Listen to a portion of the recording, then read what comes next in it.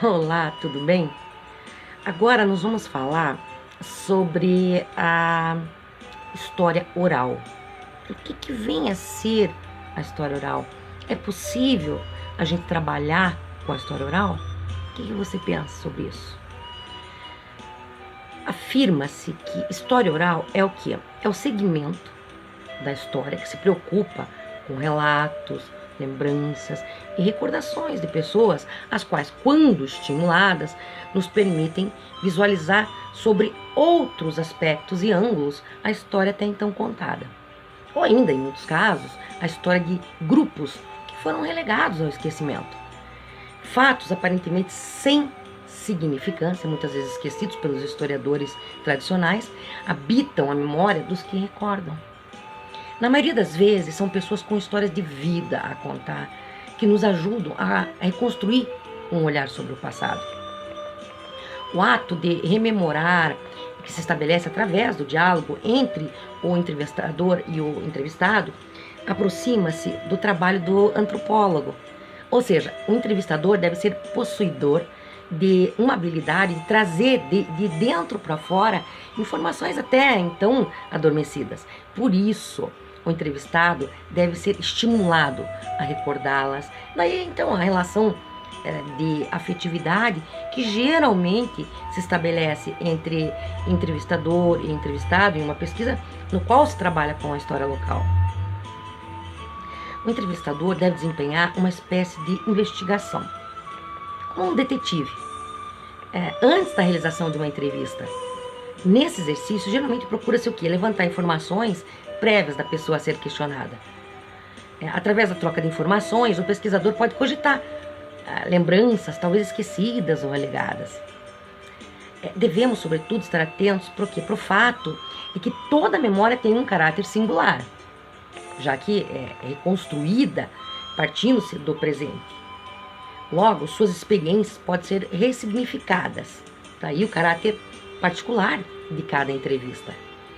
É importante deixar claro que quando falamos em história oral, não podemos descuidar das dificuldades existentes, particularmente quando se apresenta a tarefa de utilizar as fontes para a história regional e local. A seguir, é apresentado um texto que nos auxilia a refletir sobre essa questão. O uso da história oral é fonte capaz de fazer com que os estudos de história local escapem das falhas dos documentos, uma vez que fonte oral é capaz de ampliar a compreensão do contexto, de revelar os silêncios e as omissões da documentação escrita e de produzir outras evidências, como captar, registrar e preservar a memória viva. A incorporação das fontes orais possibilita o quê? Algumas vantagens, tais como despertar a curiosidade do historiador, acrescentar perspectivas diferentes, promover o mapeamento das rotinas semanais, mudando consequentemente o pulso da vida. Logicamente que a utilização da história oral como fonte e possibilidade real de conhecimento é uma vantagem exclusiva da história local. Por essa ter acesso aqui às fontes diretas, como testemunhas vivas, por exemplo, diferentemente do que se percebe na historiografia oficial, né, onde muitas vezes o acesso ao conhecimento acontece como? Se dá por meio apenas de livros didáticos. O estudo da história local é possível de ser realizado escapando das dificuldades inicialmente levantadas, para então a autora, desde que seja trabalhado com base numa construção pedagógica, que tenha como principal pressuposto o quê? Do ensino, a investigação, a pesquisa, a produção de saberes. Não um saber superficial, mas um saber que tenha base, um trabalho educativo sério, pautado em pesquisas científicas, na busca da produção do conhecimento.